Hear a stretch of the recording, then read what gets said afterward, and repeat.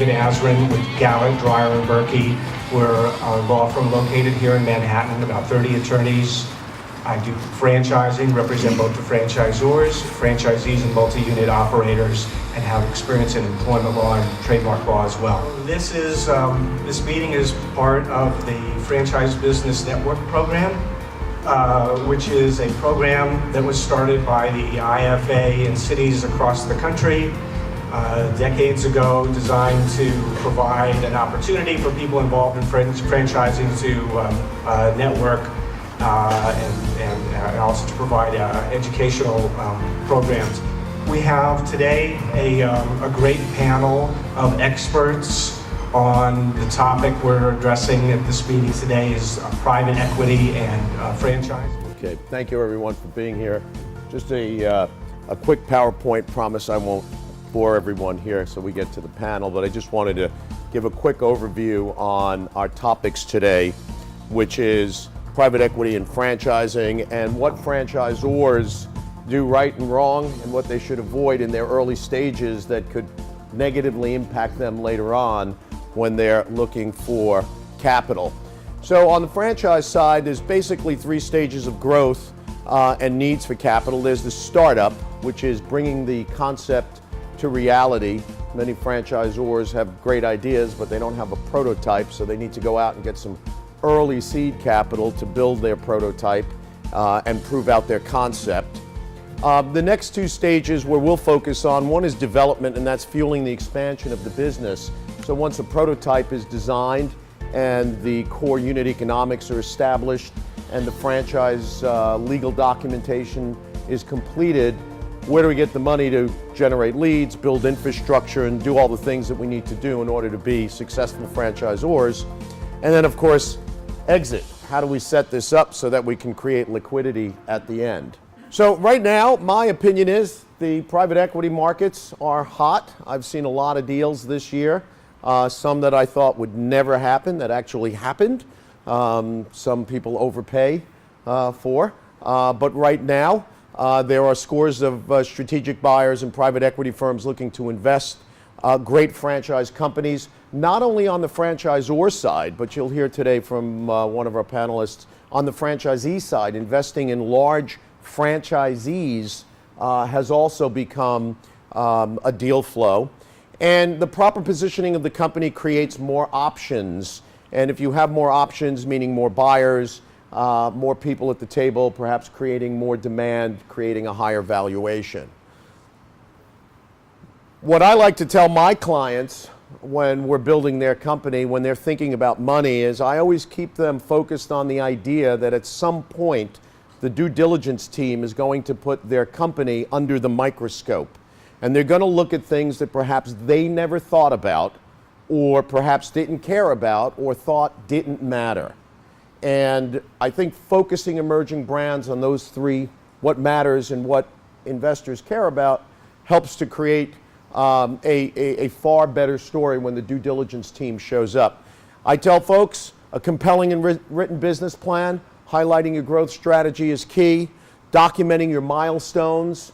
If you say you're going to have 5 franchises sold in the next 6 months, then you should have 5. If you're projecting to have 20, you should have 20, because whether or not you hit those milestones is going to be reflective of not only your brand and your ability to capture qualified franchisees, but your management team's overall ability to execute on the plan. I'm also big on teaching my clients that they can't do it all and they don't know it all. That's probably the biggest bridge that I have to get my clients to cross over. Entrepreneurs, franchisors, people who develop concepts really are of the belief that they can do it all on their own and they know everything there is to know. And that might be true in their individual business, but the minute they become a franchisor, they are exiting their business and getting into the franchise business. And that's a tough bridge to cross over, and I think investors look at that very in a detailed way. And then using best practices so you don't give away the house. This is where early franchisors and emerging brands tend to make mistakes that are very costly later on. You know, maybe they're giving up too much territory, or they're giving away royalties. We'll talk later on about how important it is for the franchisors in the room who have bricks and mortar businesses, how important it is to review your franchisees' leases and keep them on file and understand how important that is later on when you're looking to raise capital. The early mistakes can limit or chase away otherwise interested investors. I've seen deals just evaporate when an investor looks at a P&L and realizes that the franchisor made a deal with some sales firm and now they're giving up 1% of their royalty forever. A real deal killer in many cases, and obviously can lead to lower valuation. So what you do early on in the development of your franchise company can positively or negatively impact you later on when you're on the street looking for money. So just to recap, have a written plan, compelling and written plan, maintain defensible financial statements. I've seen financial statements, I mean, it's like someone's trying to sell me a bridge. Those financial statements need to be detailed and they need to be defensible, and you need to be able to explain every line item so that the investor understands not only what your business is about financially, but that you understand your business. Because in many cases, the investor wants the management team to stay on board.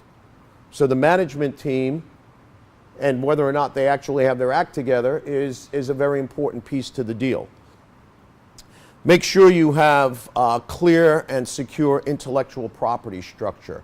I had a client last year that was ready to franchise, and when they went to trademark their name, they realized that there were a variety of people using the name, and they had spent many years developing their brand in a particular market only to find out that some of the intellectual property that they thought was theirs really belonged to a lot of other people.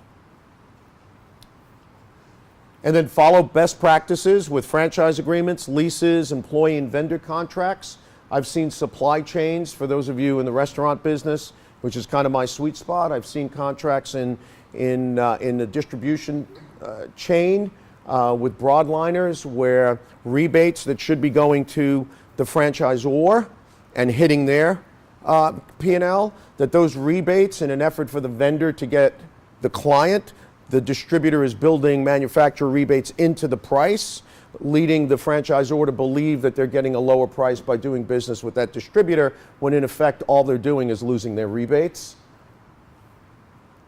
And of course, a management team and an advisory board. And for those of you who are franchisors, I always recommend start today. Don't put this off. Get your house in order, because at some point you will be looking for money. Let's get started with our panel. First of all, thank you all for being here. I really appreciate it.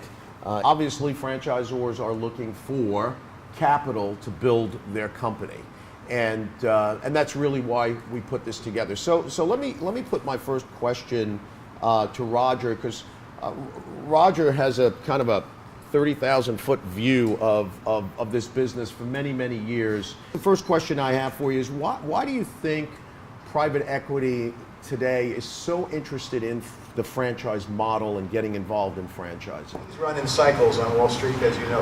It's a business of fashions, and asset light is the buzzword. So it seems very intriguing to have a company that receives royalties. You know, the royalties are just kind of the checks roll in, and often it's simplified to too great a degree, because the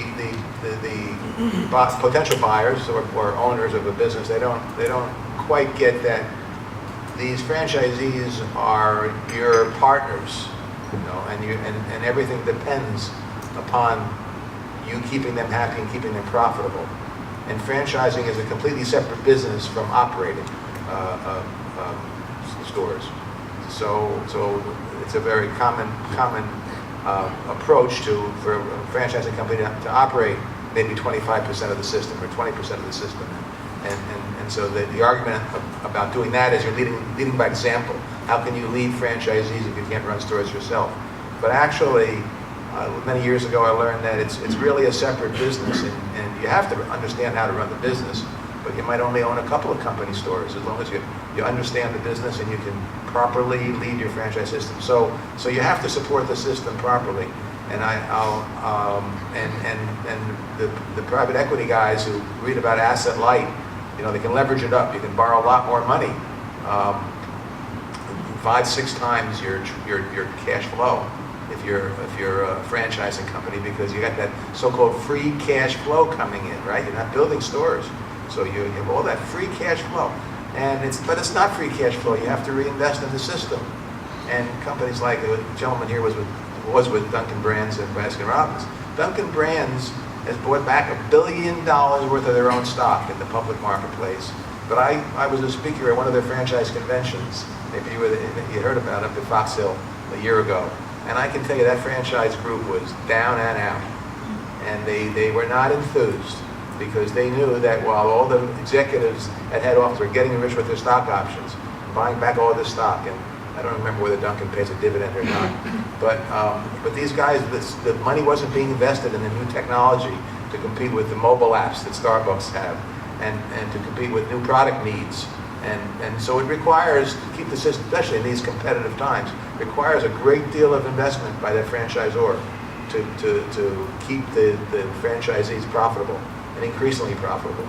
And so it's a fashion, and it's going to run its course. And right now, a lot of money is being paid. Buffalo Wild Wings is about to leverage up and go private, and the private equity guys paid a lot of money to own the system, thinking about all that free cash flow coming in. But Buffalo Wild Wings, the concept has to be reinvented. It's a tired concept, and it's not, kind of status quo and so forth. So this too shall pass in terms of the private equity, the appeal of the so-called asset-light approach. Acquires on the franchisee side, correct? So why don't you tell us that? Because I think there's some interesting pieces to investing not in the franchisor, but in very large franchisees, very large franchise companies. But I'm sure when you're looking at those companies, you're looking at a lot of the same things. However, it would appear to me, correct me if I'm wrong, that there's 2 layers now that you have to look at. What's going on in the franchisee's company, and then what's going on with the franchisor. So tell us a little bit about that. Yeah, and I've sat actually on both sides of the equation. Prior to Atlantic Street, I was with a firm that exclusively invested in brands at the franchisor level. Say that what we've found at Atlantic Street is if we can understand the business, understand the model, appreciate how doors are operated and how we have opportunities to professionalize and scale within the right systems. We're always focused on, I'll say, franchisor first investing, where we can find the right brand and the right opportunity to continue to buy and build new locations. There's relative value still available in a very, very frothy, to Roger's point, private equity market for hotly franchised concepts. Having said that, those opportunities are compressing. Those opportunities are fewer and further between.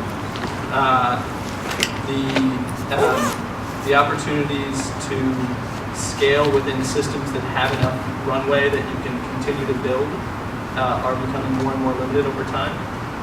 And so I definitely agree with Roger that this is a moment in time that is not necessarily sustainable over the long run. It has sustained itself over the course of a decade, and certainly owning a brand ascribes a premium in this market. But if you really understand the operating model of your business and how you can drive value at the door level, there's still a lot of opportunity to buy at value and grow. What do you see as spaces that are very robust right now? What categories? And then what are the things that you focus in on that equate to value for your firm when you're looking at a company? Well, from the standpoint of spaces, we've been primarily focused in the restaurant industry. We've been Papa John's franchisees longer than I ever expected. We started in the mid-90s. And for a long time, we looked for another concept that we could get involved in, and for various reasons, either didn't like the franchisor, didn't like kind of their approach.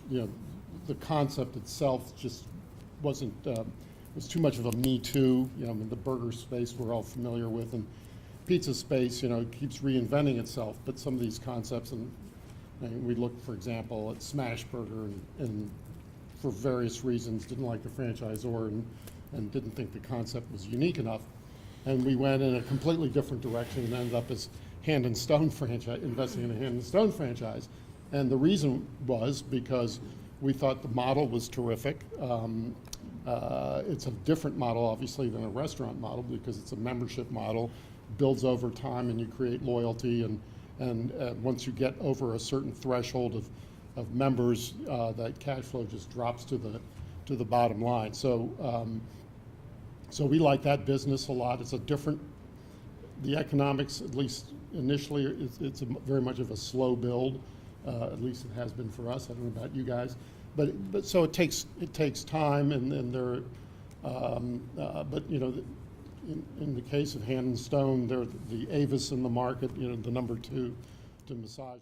Looking at opportunities, we like the financial model. We like the fact that in the massage and facial spa space, there was growth taking place during the recession. So, Massage Envy grew during the recession, Hand and Stone grew during the recession. People were willing to spend, there was demand for affordable massage and facials. So we like that fact that it was, at least appeared to be recession proof. In the restaurant space, we've been focused, and my colleague Steve Rockwell is here, who's been in the restaurant business as well for a long time. We've been focused on developing stage concepts, and there, the challenges as a franchisee, either finding investments in a franchise is difficult because you're not, for the same reason as a franchisee, you're not sure if the concept's going to make it. They don't have enough units. And certainly as a franchisee, if you're working with a developing concept that has anywhere from, say, 10 to 50 or 60 units, they don't typically have the systems in place. They don't have the capital to back them if times get rough.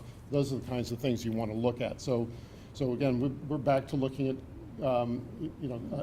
we like the healthy food space. Like a lot of people, it's getting crowded. Everything gets crowded when it gets popular, but we're looking at a concept called Be Good, which is out of Boston. There are about 60 units. Yep. It's started out as a burger concept and has become salads and bowls, grain bowls.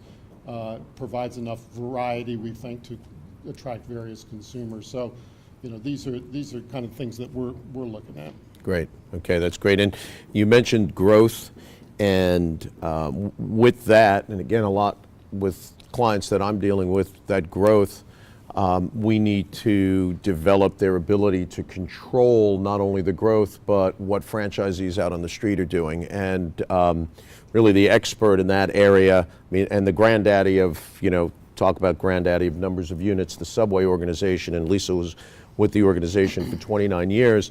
Things, when you're growing very rapidly, that become important eventually to the investors are things like territories that you've given to franchisees, leases, what is your control over leases. So Lisa, why don't you talk a little bit about Subway, and you were there kind of early on and there for a lot of years, some of the things that you focused in on in your role with Subway in order to keep things like territories, leases, franchisees in check, so that when a guy like Oz comes along, everything he's looking at is already in place.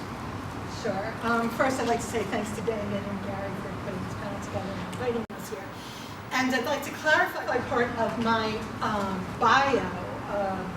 We heard allusions to decades of experience and almost 30 years at Subway. So for the record, I started when I was 6. I grew up basically in the franchise organization, and when the first question was posed, why are we looking at franchising as an investment opportunity? Now, my reaction is, what took so long? Because this was my world professionally. And having sort of grown up and had the honor and privilege to work alongside Fred DeLuca, I started in the subway organization when there were 700 units and left when there were 44,000. And I mention those numbers because over the decades, that number 700 became more and more meaningful to me over time. Because later in my career, as I was targeting what we now call emerging brands for acquisition to bring into the Subway franchise organization that we really call the Subway development machine. 700's huge, right? And I know many of the franchisors in the room are nowhere near 700.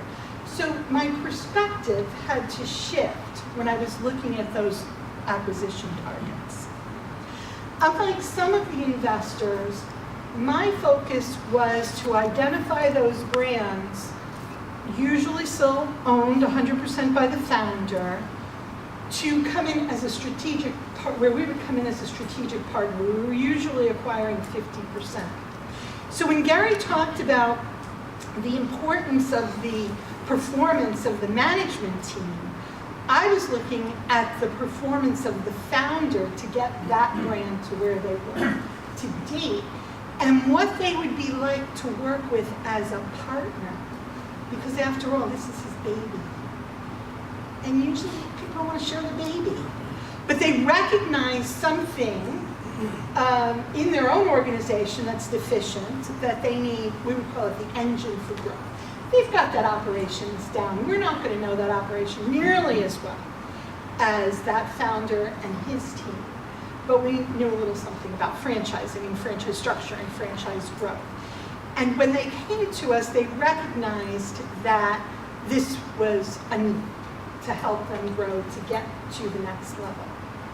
So our focus was the fit, if you will, as a partner, and the unit level performance, much more significantly than the franchisor level performance. And as Gary said, part of it is how well does the franchisor understand the profitability of the franchisees? Because you know what, guys? I don't care how charming you are. If your franchisees aren't profitable, you're not going to grow. Every day, all day, it's about the franchisee. And when you get them to that point, those franchises will basically sell themselves, and that was our experience. So maybe I'll get back to Gary's question now. So it's about reinvesting and supporting in the field. We know Subway isn't perfect, wasn't perfect, but the economics were such that having that support in the marketplace with the franchisees, who oftentimes only had this business experience, didn't have other business experience, but they had support from the franchisor to help them grow, and the system had protections in the franchise agreements. There were no territories, so that was kind of a simple answer, Gary. And through control of real estate, which was and continues to be kind of unique. We actually leased the property from the landlord and used a pass-through sublease to the franchisee. So for approximately half of my career, I was responsible for franchise development there, which included the real estate acquisition part, and then subsequently acquisition. So when I work with my clients today, my franchisor clients today, I'm helping them focus on those aspects that will be of interest and of concern to potential investors, not so much as an exit strategy, but as a growth view. How important are the P&Ls of the franchisees to an investor? I'll start from the franchisor side. If we don't see that the franchisor is doing a diligent job of collecting P&Ls and improving at the franchisee level, it's a huge red flag for us. And we will, we've nixed deals because of that. From an investor in multi-unit franchisees perspective, we value operators who know and understand their business and the ins and outs of their financials cold, like you said. And part of that goes to Lisa's point, which is we don't want operators who are just buying themselves a job, right? So profitability is huge.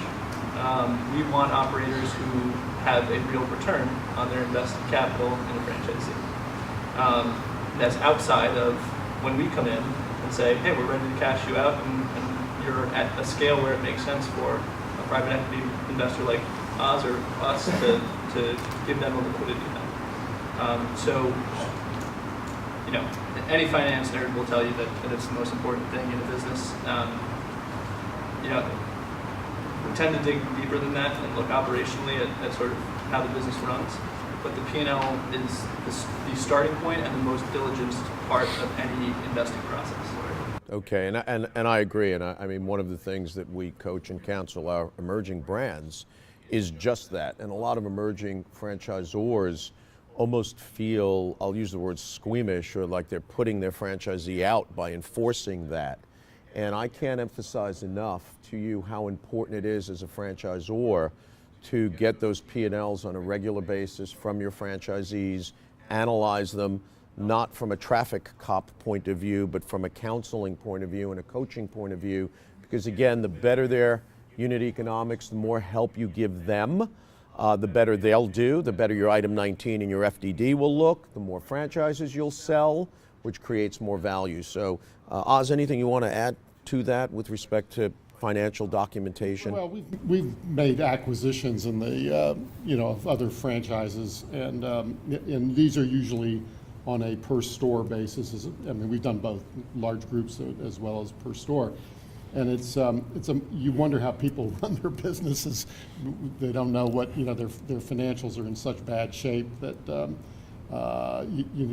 you wonder how they know what's going on, and the fact is they don't know what's going on. So that's something that from a standpoint of building value, investing in either your own accounting operation or outsourcing. There are outsourced solutions as well. We've done both. We're large enough where we have our own internal, which I prefer. We were talking about the industry in general and all the money and capital that's coming into the business. But if you're a small franchisor or you're a small franchisee and you're trying to grow your business, that capital is not going to come most of the time from a private equity guy. Finding if you're a brand name, finding that capital to grow. If you're a Burger King franchisee or even a Papa John's franchisee, there are lots of lenders out there who know that market. If I may say, and you tell me, you guys, if you have a different experience, you're a Hand and Stone franchisee where lenders aren't familiar with the concept. There are 350 units, I think, in the system. They don't understand the financial model. Finding a lender to lend you $1 million, $2, $3 million to develop additional units is going to be very, very tough. So you see all this money that's washing around, and there's a lot of money, but those are typically for larger transactions. And if you're developing a concept or you're a franchisee and you're building 1, 2, 3, 4, 5, and you have ambitions to get up to 30, so that somebody like Grant is going to buy you, then that's a much tougher road to go. And those sources of capital are going to be more local, more and that kind of thing. And also educating lenders on your business is going to be very, very critical. One of the things that I don't remember anybody discussing it, but it's very common for entrepreneurs to, when they're financing that first store or two, or the business at an early stage, to do a partnership, right? You finance that first restaurant, you bring in 6 partners, and everybody's got to be, and you just blew yourself out of the water for raising money later on, because unless you have a roll-up provision. You've got to provide a roll-up provision, because that private equity guy, he doesn't want to own 20% of this store and 30% of that store. He wants to own business. Right? So that's part of it. But just to echo Oz's, I know there used to be a country western tune by the Gatlin brothers, and the name of it was all the gold in California. And it goes, all the gold in California is in a bank in the middle of Beverly Hills in somebody else's name. And that's the way it is. You've got all these billions of dollars that are out there available, but not for you. Not for you, not at this stage, unless you're smart enough and structure yourself well enough at the beginning. And it's a process and a challenge, because not everybody has the knowledge at the early stage to put the pieces in place that somebody else is going to step up later. But for most private equity firms, and Corinthians in the room, we're cash flow investors, right? So you need a base of EBITDA, and at my prior firm, at the franchisor level, that meant if you're collecting 5% royalties, you have to have at least 100 stores open, right? The minimum, and you're selling more, and there's plenty of runway. At the franchisee level, you have to have, let's say your doors generate 150K in EBITDA, that's nicely profitable. You have to multiply that by 50 to get Scott or I to pick up the phone. That's not meant to be pejorative, it's just our business is based on leverage and being able to invest equity on behalf of our investors. And most private equity investors are looking for a threshold at or above $3 million in EBITDA, and a track record of being able to deliver that for maybe a couple of years. So I'll toss this question out to the entire group. So franchisors who are in that emerging stage, that 30, 40 units, 25 to 40 units, how do they get financed to get from that 30, 35 units to the 100? Because obviously it takes money to do that, building infrastructure and developing all the things we've been talking about. What's been your experience? Where does that money come from? It's friends and family. It's it's borrowing from your local bank. It's putting your name on guarantees with your bank. And there are these, I would call them almost bluebirds that do happen, where a firm will come in and find a earlier stage concept and pour a lot of money into it. You're seeing a little bit more of that now. Rourke bought Naf Grill when it was, 15, 20 units at the most. I'm sure they didn't have $5 million in EBITDA. No, definitely not. So that's more of that is happening, but you still have to have a base, and you have to be able to demonstrate not only that it works in one market, but in multiple markets. The concept works in multiple markets. But back to your original question, I think you've got to piece together the financing. It's very tough, especially if you don't have much of a track record. It's basically people's trust in you as an operator, and you have to have the right concept and have it goes back to who the franchisor is again, and I'll use again the Hand and Stone example. And it was the same thing when we got involved in Papa John's. You look at the franchisor and you say, do these people know what they're doing? Do they have the infrastructure in place? And so you have the confidence that your franchise is going to work, and you have to sell that confidence to other people. Lisa? Gary, I'd like to pick up on Oz's comments about proof of concept in multiple markets. That was something very important to me when I was looking at targets, because it's important for franchisors, no matter how small they are, to show that the concept works in a variety of locations, depending on the nature of the business, and in a variety of demographic atmospheres. We're sitting in my beloved city of New York. I'm a New Yorker through and through, but nothing scared the daylights out of me like looking at a concept that only had locations in New York. It was very difficult to evaluate the opportunity when the founder only built and tried to prove out the concept in one so unique market or in one type of location. And as Gary's been saying, that can be very expensive, so you have to be thoughtful about it. One of my favorite targets was in a very tight geographic area, because that's what made sense from a resource allocation point of view. They only had 17 locations, but they were on the highway, they were in a university, they had a double drive-through, they had a variety of locations, so it made it very easy for us to evaluate and decide to move ahead with them. We liked the way they thought, that got them to that conclusion, and we were able to evaluate the performance in a variety and extrapolate that and envision where that could be. There's also a danger in going too far afield.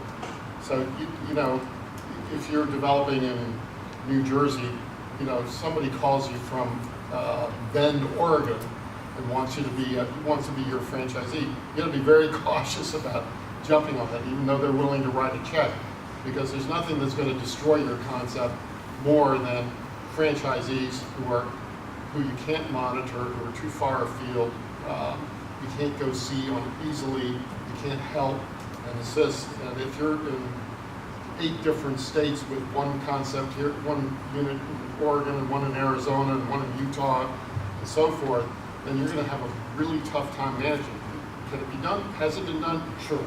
But you know, there's a difference between looking at different demographics within a market where it's suburban, urban,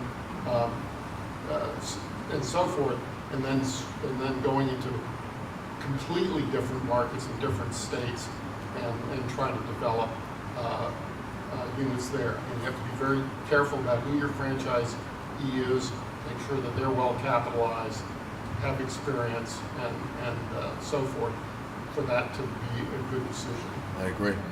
When we sit down with our clients and develop their strategic plan, their selling plan, and where they're going to develop, we keep a lot of that in mind, because if a franchisor is an emerging brand and capital is tight, you know, having a director of operations get in a car and drive a half an hour or an hour to visit a franchisee on a regular basis is a lot more cost efficient, and you can do that more often than if you have to get on a plane, fly halfway across the country, visit one person, burn an airfare, burn hotel, burn cars. So there's a lot of cost that goes into that. And that franchisee, in effect, is spending or paying the same royalty as the guy who's down, you know, in the next town over.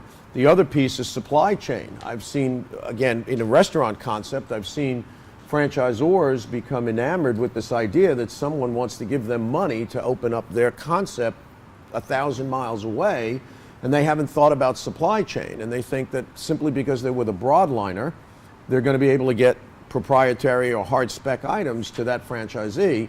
And yes, they can, but the franchisee ends up spending more money for freight or special order, and that impacts the unit economics, which impacts the overall P&L, which devalues, again, you know, what are these stores doing? So what do you see in companies that just keeps you up at night, gives you a heart attack if you were an investor? You know, we're talking about empire building here, right? You know, you want to be around the world. You know, there was a guy I met years ago. He had one pizza shop in a lower level on 3rd Avenue, and he thought he was going to be pizza man. You know, he wanted to go roll it around the world with it. And I said, why don't you build one on the west side, above ground first? So, you know, you can keep it close to home. It's cheaper to run. It's controllable. You know, if you have a concept, you don't have to be a worldwide empire builder to be rich for good. All the money you'll ever need. You have one good store, the economics work, build another one. Build another one. Build another one. You want to start franchising, build it in the suburbs. Give a guy a shot in the suburbs. You know, just don't. I've seen more companies through the years blow themselves out of the water by going too far, too fast. Locations that weren't properly vetted, new products that weren't tested. This is a great business, but it gets back to blocking and tackling every day. And with all the failures in the restaurant industry over the last 40 years, every single one of them was self-inflicted. You can't give me a name that didn't bury themselves. It's amazing how much staying power a company has, as long as they pay attention to the day-to-day execution. I mean, even, you know, in Alabama you've got Jack's Hamburgers, in Texas you've got Whataburger, and in California you've got In-N-Out. I mean, will there ever be a more intense competitor than McDonald's and Burger King? And when you get 3 huge, you know, competitors, and these regional guys are still alive and prosperous, all right? So you be as professional and controlled as you can, and just keep it that way, and don't try to be too much too soon, because it's dangerous, especially in a world that's so competitive these days. It's a very unforgiving environment. You make a mistake, and it's going to be game over. Or certainly cost you. Look at Chipotle. It was on top of the world 3 years ago, and it's really debatable if they'll ever get their mojo back. Thank you, Roger. So one of the things I want to bring up, just kind of shift away from only the money at this point and talk a little bit about strategic partnerships. So if I'm on the sales side and I have several people who have checkbooks out, what should I be looking for if I'm the franchisor? What am I looking for in addition to just the money? Tell me about strategic partnerships, and Lisa, I know Subway had done a bunch of things. The importance of a strategic partner as well as a money partner. Yeah. First, you have to like each other. You know, whether it's on this topic or franchise sales, I always tell people you can't buy a franchise from somebody you don't want to have a cup of coffee with, right? You have to want to be able to sit down, spend time, and more importantly, have a relationship where you feel you can problem solve, because guess what? There are going to be problems. I use dating and marriage analogies a lot to paint the picture, because our franchise agreements were 20 years. And I think we all know a lot of marriages that take almost 20 years. So if you can't work through those struggling times together, if you don't like each other in the beginning, you can't do a deal. Then from there, I go to performance and references. So Subway's the 800-pound gorilla, and you know, everybody in the room, I'm sure, can talk about Subway's performance one way or another.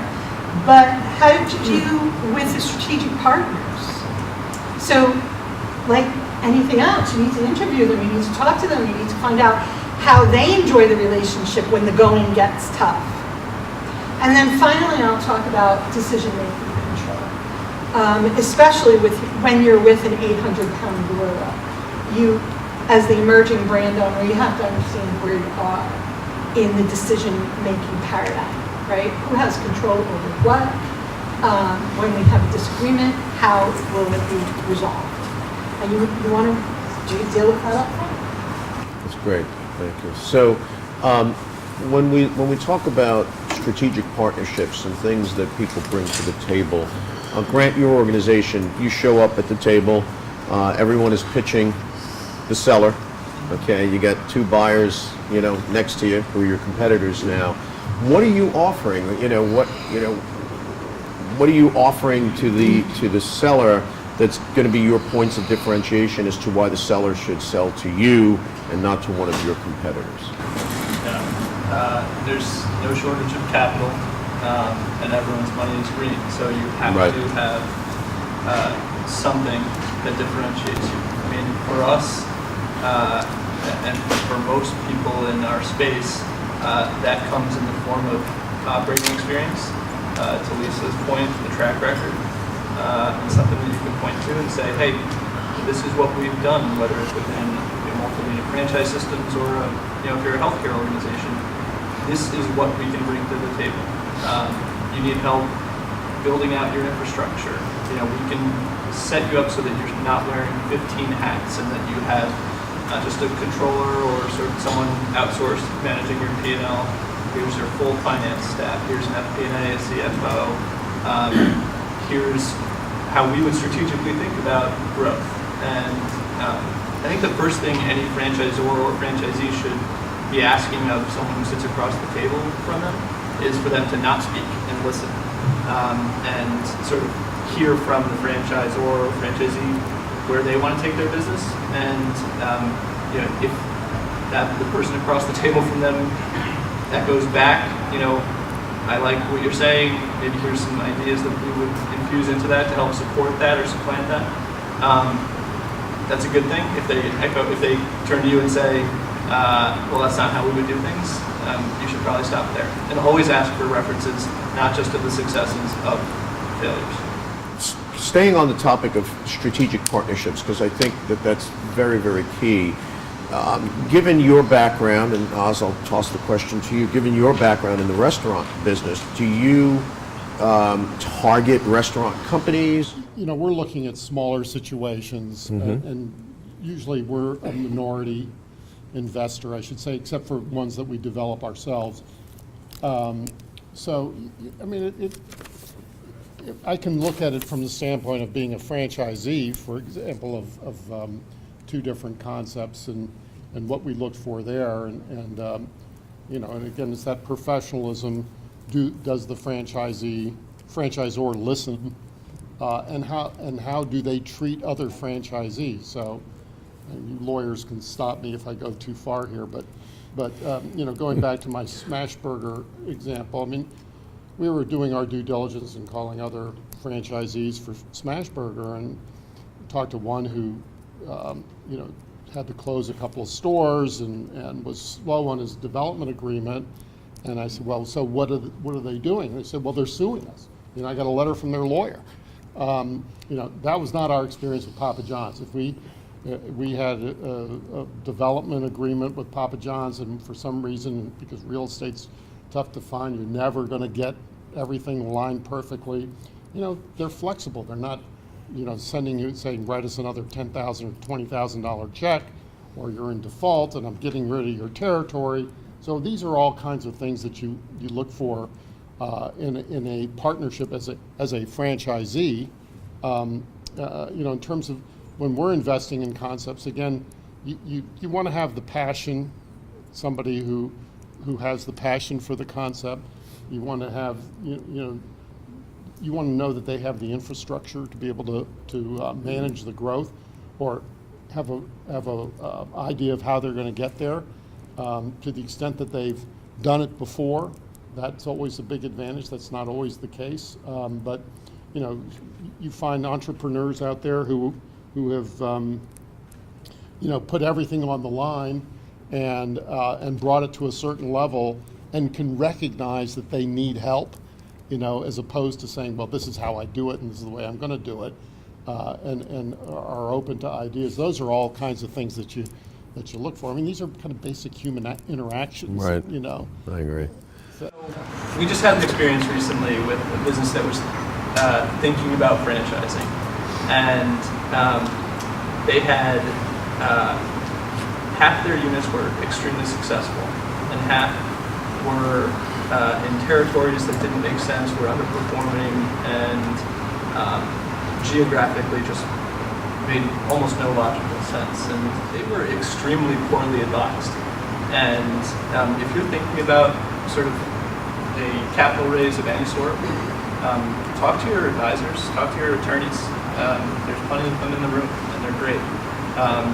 Talk to people like us. He has an investment banking business, and Gary. Talk to people who can really help you think through growth and strategy. Lisa. I remember that when I talk to my franchisor clients on this topic, we go through the same thing: responsible development. You can't go too far afield. You need to stay close to home for proof of concept, brand awareness, preservation of resources, etc. And everybody's nodding, just the way everybody was here.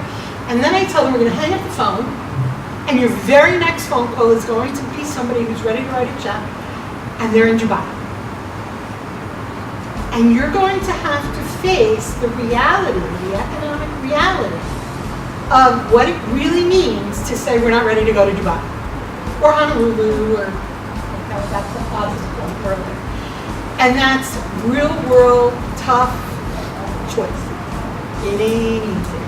But if you can get from those early stages to 10 to 20 to 75 and muscle through it and really, somebody used the expression, block and tackling every day, organic growth, you achieve it. Well, I would only say to those of you who are operators, lawyers do your stuff, to support the operators, but I think you gotta look yourself in the eye. You really love retail. You really like producing that product you're providing. You want to be in your stores. The most successful people long term have been people that just love it. Ray Kroc, Dave Thomas, Norman Brinker. The greats. They were out there. They just love to be interfacing. It's about building a culture in a company these days. Anybody can cook a burger or a taco or pizza, right? You have to have a corporate management culture. But the question you have to ask yourself is, do you have this passion? Do you want to be there? Do you really want to be there yourself? And if you don't, it's really tough to build a great organization these stage. You know, this is not our parents' food business. This is, you know, it's very competitive and brutal out there. If you don't have the passion, your staff is not going to have the passion. And so I just say, look yourself in the mirror and decide whether you really want to do it. You know, because there's other ways to make a living. I guess. Yes. You know, my experience is you're going to make mistakes and along the way, and you just want to make sure that they're you know, you're going to make mistakes in real estate selection. You're going to make mistakes in selecting franchisees if you're a franchisor. You're going to make mistakes, and you know, obviously you don't want any one mistake to be fatal to you. But you know, that's just part of the process. So getting good people around is always the key. Good operators, good franchisees if you're a franchisor.